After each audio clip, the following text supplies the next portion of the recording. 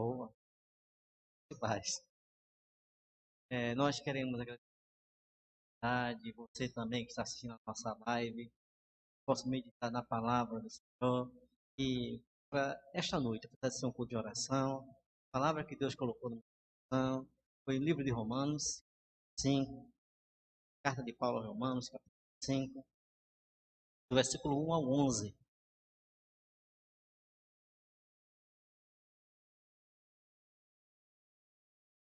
Romanos capítulo 5, de 1 a 11.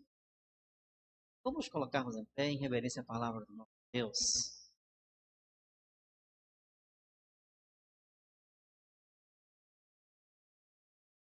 Romanos 5, de 1 a 11. O apóstolo Paulo escrevendo sobre justificação. O que é justificação? Diferente de santificação. Justificação é um ato. Deus nos tornou. Diz a palavra de Deus. Acompanhe. Eu vou ler praticamente na revista atualizada. Romanos capítulo 5, de 1 a 11. Ouçamos-nos a palavra do nosso Deus. Justificados, pois, mediante a fé, temos paz com Deus, por meio do nosso Senhor Jesus Cristo, por intermédio de quem obtivemos igualmente acesso, pela fé, a esta graça, na qual estamos firmes, e gloriemo-nos na esperança da glória de Deus. E não somente isto, mas nos gloriemos nas próprias tribulações, sabendo que a tribulação produz perseverança, e a perseverança, experiência, e a experiência, esperança. Ora, a esperança não confunde, porque o amor de Deus é derramado em nossos corações pelo Espírito Santo que nos foi outorgado. Porque Cristo, quando nós éramos fracos, morreu a seu tempo pelos ímpios. Dificilmente alguém morreria por um justo, pois poderá ser que, por um bom, alguém se anime a morrer. Mas Deus prova o seu próprio amor para conosco, pelo fato de ter Cristo morrido por nós, sendo nós ainda pecadores. Logo, muito mais agora, sendo justificado pelo seu sangue, seremos por ele salvos da ira. Porque se nós, quando inimigos, fomos reconciliados com Deus mediante a morte do Filho, muito mais agora, estando já reconciliados, seremos salvos pela sua vida. E não isto apenas, mas nos gloriemos em Deus pelo nosso Senhor Jesus Cristo, por intermédio de quem acabamos agora de receber a reconciliação. Baixe sua cabeça em nome de Jesus. Pai amado, Pai santo, estamos diante da Tua palavra, que é alimento para as nossas almas. Que o Espírito Santo possa estar falando aos nossos corações, e possamos compreendê-las, Senhor, e guardá-las nos nossos corações. Fala o coração da Tua igreja, fala o coração do Teu povo, ó Deus, que está assistindo a live, em o nome de Jesus, para a glória dele. Amém. Pode sentar, amados. Paulo, no versículo 1, ele vai começar a falar um pouquinho de justificar. Qual era esse conceito de justificar ou justificação para o apóstolo Paulo? Concepção paulina. Significava declarar alguém justo, atribuir justiça a alguém, uma vez que, do ponto de vista de Deus, não há nenhum sequer justo. Nós vamos analisar biblicamente, no livro de Romanos, capítulo 3, versículo 10, ouça o que diz a palavra de Deus. Como está escrito, não há justo nenhum sequer. Como é que pode, pastor, falar de justiça se não há nenhum justo sequer? Continuar, amado. Como pode um justo Deus justificar o injusto?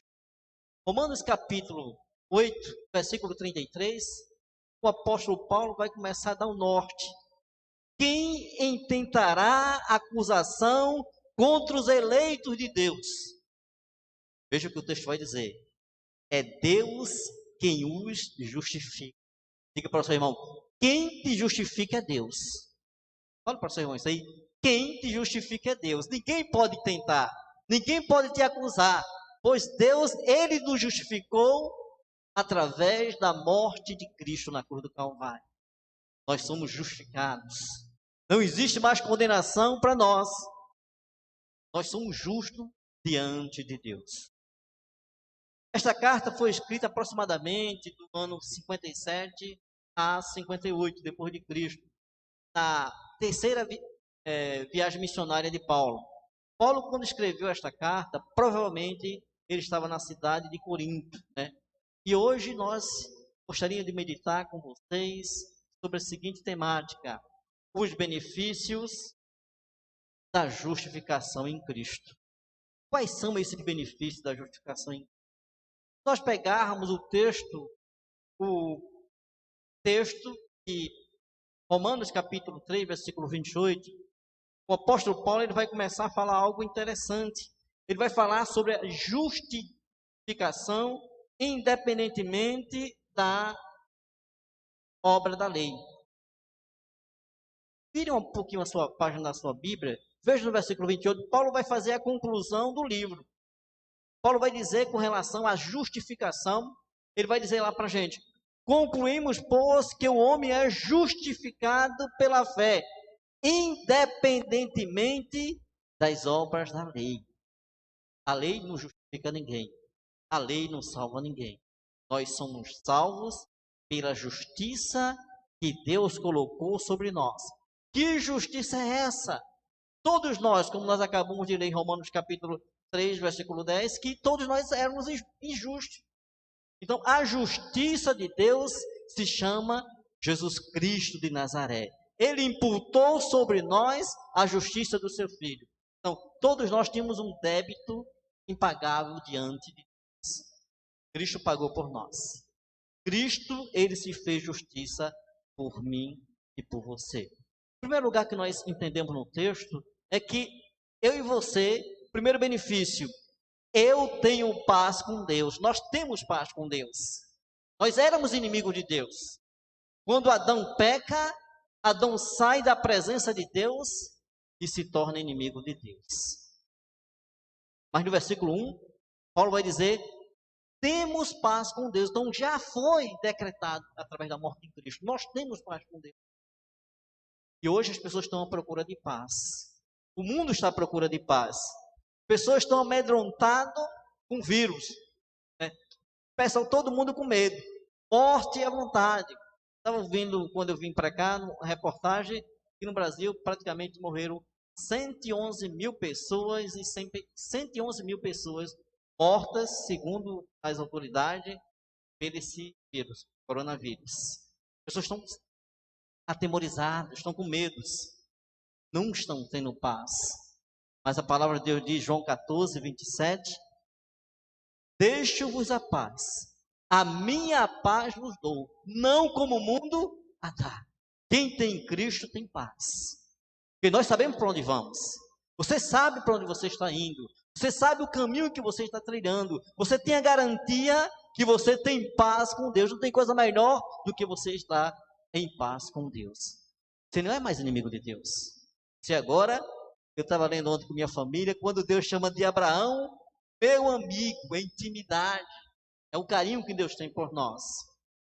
Lucas capítulo 2, versículo 14, é um texto que eu acho que é um texto fantástico. Quando os anjos chegam, né, e falam aquela mensagem extraordinária do nascimento de Jesus. E quando os anjos começam a dizer, glória a Deus nas alturas, e paz na terra entre os homens, a quem Ele quer bem. Deus nos quer bem. Deus provou que quer tão bem a humanidade, que Ele enviou o seu melhor presente, Jesus Cristo. É o que Deus tinha de melhor. Aí nós falamos, né, o melhor de Deus ainda está por vir. Eu quero dizer, o melhor de Deus já veio. É Jesus. E nós falamos a coisa errada, né? O melhor de Deus ainda está por vir, não. O maior presente, Deus já entregou à humanidade, que é Jesus Cristo.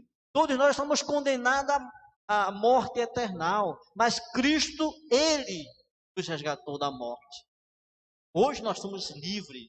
Hoje nós temos acesso. O véu do santuário foi rasgado. Agora você tem acesso. Você pode chamar Abba, Pai, Pai querido, Paizinho. João capítulo 16, versículo 33. E Jesus Cristo falando para os seus discípulos. E estas coisas vos tenho dito, para que tenhais paz em mim. Quando Jesus Cristo falou da sua morte, eles ficaram atemorizados. O que, é que vai acontecer com a gente? Vamos estar perdidos. Jesus Cristo, olha, eu estou falando isso aí para que vocês tenham paz em mim. Não tem coisa melhor. Quando você está numa situação de dificuldade, você sentir a paz do Espírito Santo no seu coração. A paz de Cristo excede todo o entendimento. 1 Coríntios capítulo 7, versículos 15, a parte B. E Deus os tem chamado à paz. Nós somos chamados a ter paz. Nós somos chamados a ter essa comunhão com Deus. Efésios capítulo 2, 14, a parte A. Porque Ele é a nossa paz. Colossenses 3,15. Seja a paz de Cristo o árbitro em vossos corações. Primeiro benefício. Eu e você temos paz com Deus. Pergunta que eu quero que você não responda não. Quero fazer para você. Você tem paz com Deus? Você tem paz com Deus? Ah, pastor, eu tenho paz com todo mundo. Mas eu quero saber, você tem paz com Deus? Responde para Deus. A segunda coisa que nós entendemos no texto é que Ele nos garante acesso à graça de Deus. Nós temos acesso à graça. Um favor que nós não merecemos. Graça é favor imerecido. Eu não mereço. Mas nós somos alcançados pela essa graça. A Bíblia diz em João 3,16, porque Deus amou o mundo de tal maneira, que maneira? De enviar Jesus para todos nós. Ele nem conhecia, nós nem sonhávamos em nascer, mas Ele já nos amou. Então, hoje você tem acesso a essa graça salvadora. O benefício da graça. No versículo 2 nós encontramos esta graça a qual estamos firmes, gloriemos na esperança da glória de Deus. Graça é diferente de desgraça. O mundo está vivendo uma desgraça, porque não tem paz, não tem esperança, não tem nada. Mas a igreja é diferente. A igreja tem graça. A igreja tem um Consolador. A igreja tem o Senhor. A igreja tem o Espírito Santo que a conduz. Gênesis capítulo 6, versículo 8. A irmã estava falando aqui, né? Eu vi no rádio a irmã falando. Deus, ele achou graça. Noé achou graça diante de Deus. Diante de uma geração corrupta, diante de uma geração totalmente diferente, Noé achou graça diante de Deus. Quantos Noé precisa se levantar? Você tem se levantado? Deus tem achado graça diante de você? Você tem sido homem de Deus, mulher de Deus? Tem um comprometimento com a palavra, com o testemunho, com a vida no altar? Hoje nós temos tanto cristão de mudança. Crentes nominais. Se nós somos luz do mundo, nós temos que brilhar. Nós somos o sal da terra, nós temos que dar sabor. Nós temos que fazer a diferença. A igreja do Senhor cresceu tanto, mas não há mudança nenhuma. Será? Que evangelho é este? O evangelho de Cristo é o evangelho que liberta. É o evangelho que cura. A igreja do primeiro século, praticamente 80% da população foi evangelizada. Mas a igreja do primeiro século, os irmãos eram entregues a bestas.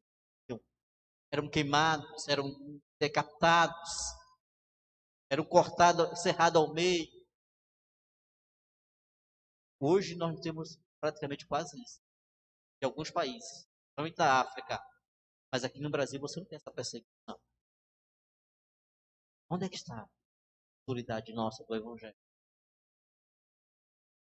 Graça é que nós estamos tendo. Salmo 63, 3. porque a tua graça é melhor do que a vida, a graça do Senhor. Eu recordo-me que em 1992, eu estava indo para uma igreja em Feira Nova. O pastor com fusquinha, eu acho que todo mundo sabe o que é o fusquinha, né? No interior, fusquinha naquela época, em 92, era uma coisa extraordinária, né? O pastor com o fusquinha dele apertado, que o fusquinha é um carro apertado, pequeno. E ele com aquele fusquinha apertado, e a irmã dizia, como é que está, pastor? Ele disse, eu estou pela graça. Às vezes nós falamos a conotação de graça como se fosse desgraça, não. Eu estou no melhor de Deus. Se você está na graça, você está no melhor que Deus te tem. É a graça de Deus. Qual é a graça? Está simbolizando Jesus Cristo. Você está com o maior presente de Deus. A graça de Deus. E às vezes aquele irmão diz, eu estou na graça. A ideia de conotação, de que está numa situação deplorável, numa situação tão triste, está faltando tudo em casa. Não, amado. Graça não é isso não. Graça é presente, é favor, é merecido. E às vezes nós começamos a inverter a situação da palavra. Mas em Romanos capítulo 3, versículo 24, sendo justificado gratuitamente por sua graça. Cristo nos justificou. Deus nos justificou através de Cristo. Romanos 5, versículo 20, a parte B, sendo justificado, mas onde abundou o pecado, a igreja vai repetir, onde abundou o pecado, às vezes tem pessoas que querem saber nessa parte, né? Ah, o pecado aqui abundou. É outra parte. Algumas pessoas pegam um texto e querem viver pela metade. Ah, pastor, a carne é fraca. E as pessoas pensam que a carne é isso aqui, não. É a nossa natureza pecaminosa. Mas a carne é fraca, mas a parte do versículo. A continuação do versículo. Mas o espírito é o quê? O espírito é forte. E Paulo vai dizer, andai em espírito. Jamais satisfareis o desejo da carne. A essência da carne. As pessoas querem andar na carne. É que é da justificativa, não. Jesus Cristo viveu como nós. Se tornou um de nós. Foi homem, venceu. Se nós quisermos, nós venceremos. Se você quiser, se você se colocar diante de Deus, se você andar, o caminho é esse, andar em espírito. O caminho, olhando só para Ele, Ele é o nosso exemplo a seguir. Em Efésios capítulo 2, versículo 8, é um texto bem conhecido. Eu vou iniciar, os irmãos vão continuar. Porque pela graça, mediante a fé, isto não vem de vós. Até aí. O versículo 10 vai dizer, não vem de obra para que ninguém se glorie. É Deus. Depende do presente de Deus. Não é porque eu sou bonzinho, não. É Deus que me deu.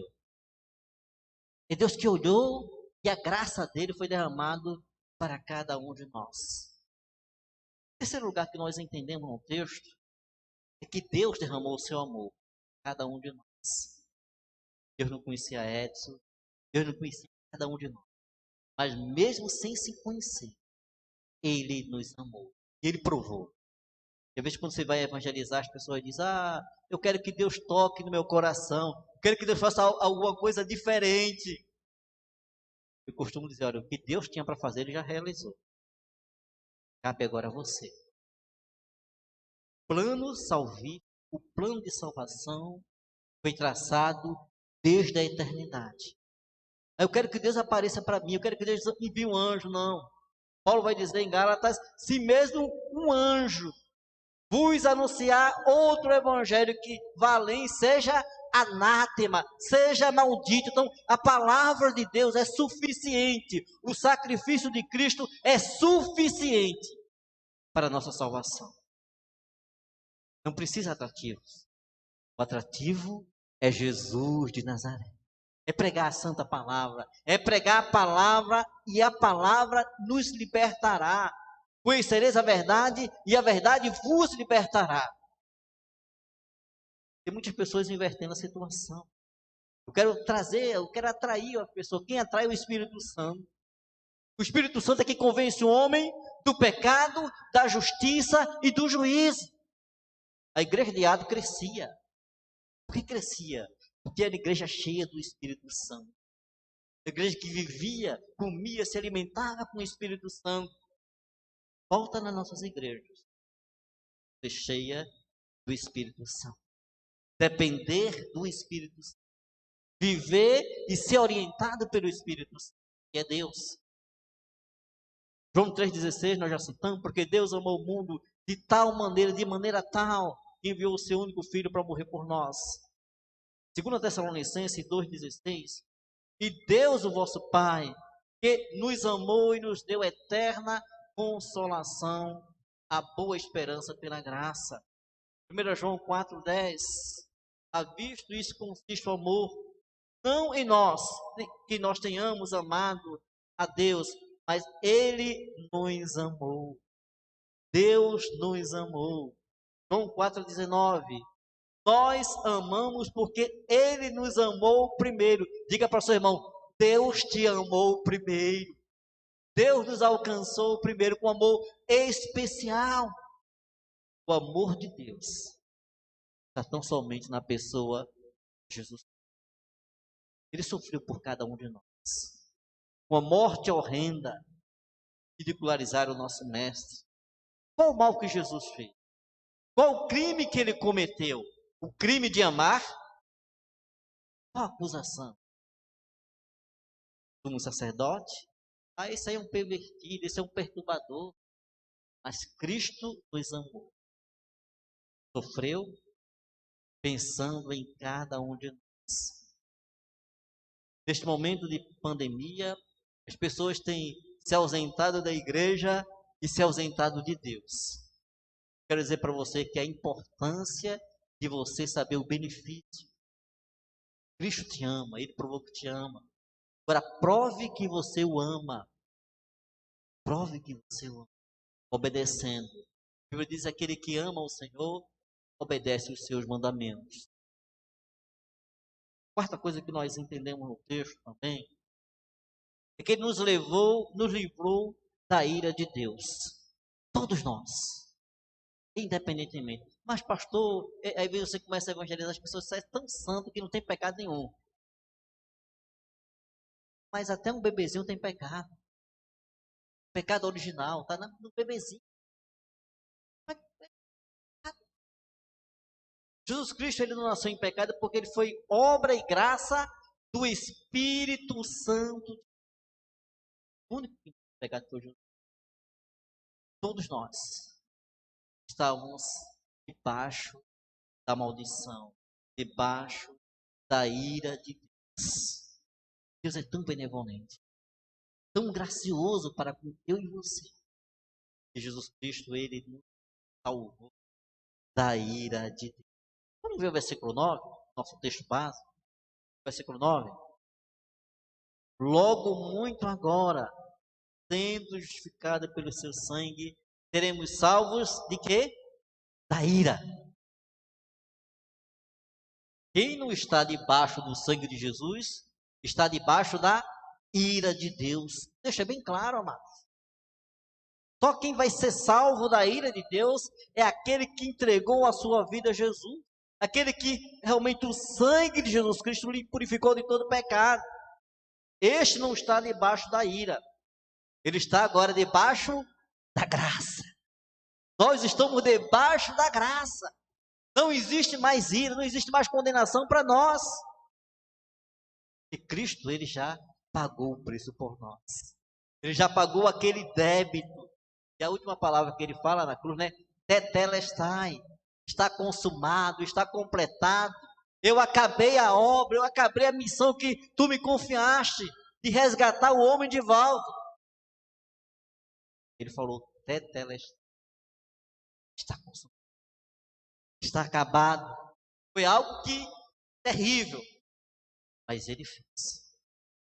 Pensando em cada um de nós. Nós temos aqui um evangelho quente, né? Um evangelho tão barato. E quando eu começo a ver com os irmãos da igreja perseguida, os irmãos que estão mortos, morrendo. Eu vi pastor sendo morto, queimado dentro de um pneu. Perguntaram antes dele ir, ser morto, perguntaram: você vai negar Jesus? Ele disse: não posso negar Jesus. Ele não me negou. Ele foi até a morte de cruz. Que eu e você temos essa convicção e essa certeza que Ele nos salvou da ira de Deus. 1 Tessalonicenses, capítulo 1, versículo 10. Jesus nos livrou da ira vindoura. O mundo está aí. O mundo está sem Cristo. Mas um dia todos nós iremos comparecer diante de Deus. Alguns para salvação e outros para condenação. Já vem se pregando o Evangelho há mais de 2000 anos. Jesus está voltando, né? Que conversa é essa? Há 2000 anos atrás, Ele é benevolente, Ele é gracioso, Ele é misericordioso. Para alcançar aqueles que ainda não ouviram, aquelas ovelhas que ainda não estão no aprisco. Mas Ele é gracioso, misericordioso. Efésios capítulo 2, versículo 3. Éramos por natureza filhos da ira, como também os demais. Eu falei anteriormente, todos nós éramos filhos. Todos nós somos condenados à morte eterna. Mas Deus, Ele traçou um plano. Deus, Ele nos ama de maneira especial. Para o inimigo das nossas almas, não. Eles estão perdidos, não. Tem uma igreja por nome de Plano B. Deus, Ele já estava no projeto dele, esse plano. Só quem poderia realizar esse plano era Jesus.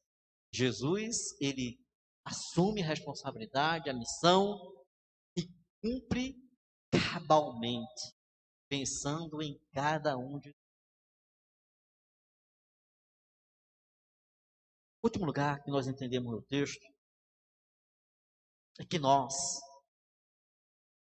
último benefício que nós entendemos é que Ele garante a reconciliação com Deus. Hoje você é reconciliado com Deus através do sacrifício. Hoje você tem acesso para falar com Deus. Você pode fechar a porta do seu quarto e falar intimamente com Deus. E Deus, Ele te ouve. O próprio Jesus Cristo nos garante. Se nós éramos inimigos, agora você é reconciliado. Você agora é filho. Você agora é filho de Deus. Você não é mais criatura. Você passa agora a ser filho de Deus. 2 Coríntios capítulo 5, versículo 18.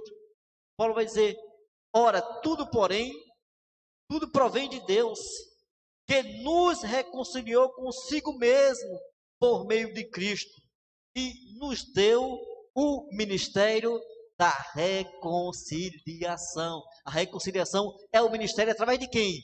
Ele nos reconciliou consigo mesmo através de quem? Por intermédio de quem?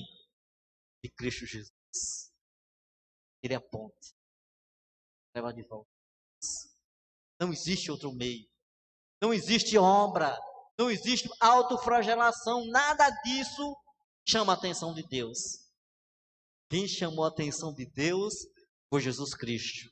Quando Ele cumpriu cabalmente. Ele pagou cabalmente o débito que eu e você não poderíamos pagar.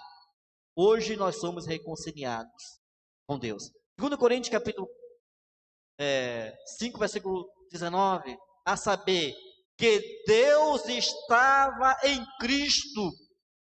Onde entra a palavra trindade aqui. Deus estava em Cristo.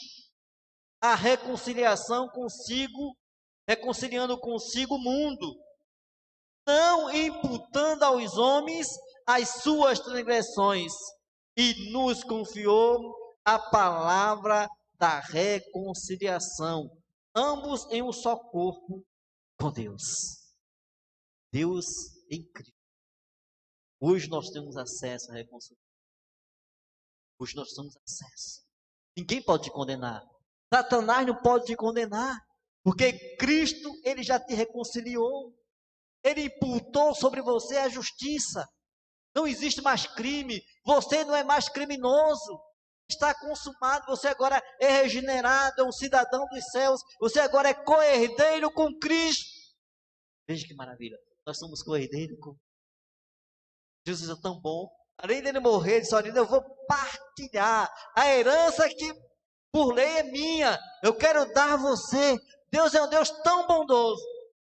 A salvação bastava para a gente. Mas a recompensa, né? Há galardões. Deus é um Deus amoroso, tremendo. Colossenses, capítulo 1, versículo 20. Por meio dele, reconciliar-se com o mesmo todas as coisas.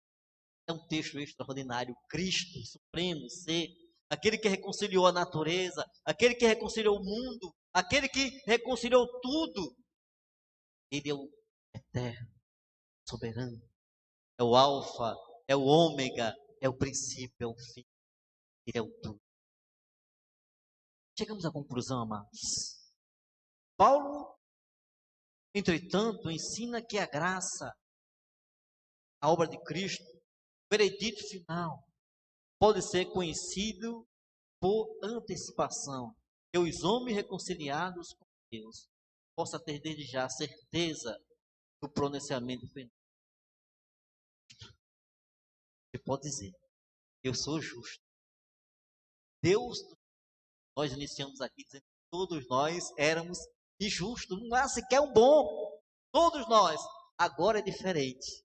Cristo nos coloca diante de Deus como justificados. Pai, fulano e Beltrano agora são, que agora eu paguei. Não existe mais pecado, não existe mais condenação.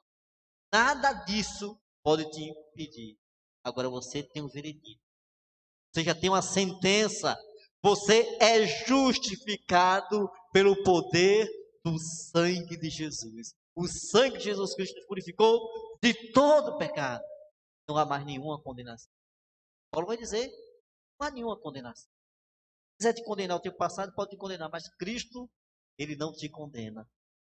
Um exemplo daquela mulher foi pega em adultério. A lei mandava que fosse apedrejada, mas Jesus Cristo, ele veio cumprir a lei. Ele era a própria lei, ele estava acima da lei. A lei se viu como aio, mas a lei nunca salvou ninguém. Todos foram salvos pela graça. Ninguém foi salvo pela lei. A lei aponta o pecado. A graça é o favor de Deus. Nenhum homem conseguiu cumprir, a não ser Jesus. Romanos capítulo 3, versículo 28. Quero incluindo dando esse texto novamente. Paulo, ele vai chegar à conclusão dessa justiça de Deus sobre a vida do homem. Ele vai dizer que alguns religiosos acham que você tem que fazer isso, fazer aquilo, mas a Bíblia diz o contrário. Concluímos, pois, que o homem é justificado pela fé. Tem a fé no sacrifício de Cristo, é autossuficiente. Paulo, quando chega diante daquele carcereiro, ele diz: o que devo fazer para ser salvo?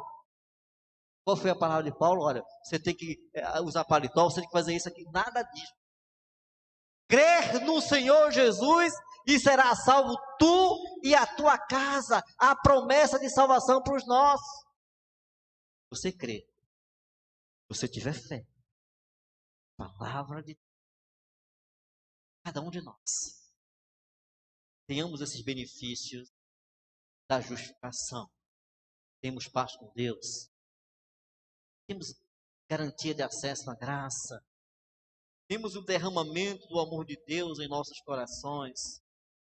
Ele nos salvou da ira de Deus e Ele nos garantiu a reconciliação.